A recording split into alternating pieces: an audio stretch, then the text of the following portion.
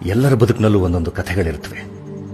ಮನೆ ಗೋಡೆ ಮೇಲೆ ನೇತು ಬಿದ್ದ ಚಿತ್ರ, ಮುಖದ ಮೇಲೆ ತರಚಿದ ಗಾಯ, ಹಸಿವಾಗುತ್ತೆ ಅಂತ ಹೇಳೋಕ್ಕೂ ಮುಂಚೆ ಮಾಡಿಟ್ಟು ತಿಂಡಿ, ಚಳಿ ಜ್ವರ ಬಂದಾಗ ನಿನ್ನ ಅಪ್ಪುಗೆ ಕೊಟ್ಟ ಶಾಖ, ಸ್ಕೂಲಲ್ಲಿ ಸ್ಟೇಜ್ ಮೇಲೆ ಪಾತ್ರ ಮಾಡುವಾಗ ನಿನ್ನ ಕಣ್ಣಲ್ಲಿ ಕಂಡ ಹೆಮ್ಮೆ, ಕಾಲೇಜ್ ಓದ್ಸೋಕೆ ನೀ ಪಟ್ಟ ಪಾಡು, ಕೆಲಸ ಸಿಗದೆ ಮನೇಲಿ ಸೋತ್ ಕೂತಾಗ ನೀನು ಆಡಿದ ಧೈರ್ಯದ ಮಾತುಗಳು, ಈ ಪ್ರಪಂಚದಿಂದ ನನ್ನನ್ನು ಕಾಪಾಡೋಕೆ ನಿನ್ನ ಹೋರಾಟ, ಎಲ್ಲವೂ ಕಥೆಗಳೇ. ನಿನ್ನಿಂದ ಶುರುವಾದ ಕಥೆಗಳು. ನಿನ್ನದು ಅಂತ ಕಥೆ ಇತ್ತೋ ಅಥವಾ ನಿನ್ನ ಕಥೆಯನ್ನ ನನ್ನಲ್ಲೇ ಕಂಡುಕೊಂಡ್ಯೋ? ಅಮ್ಮ, ನಿನಗೆ ಥ್ಯಾಂಕ್ಸ್ ಹೇಳಿದ್ರೆ ಸಾಲತ್ತಾ? ಸಾರಿ ಕೇಳಬೇಕು.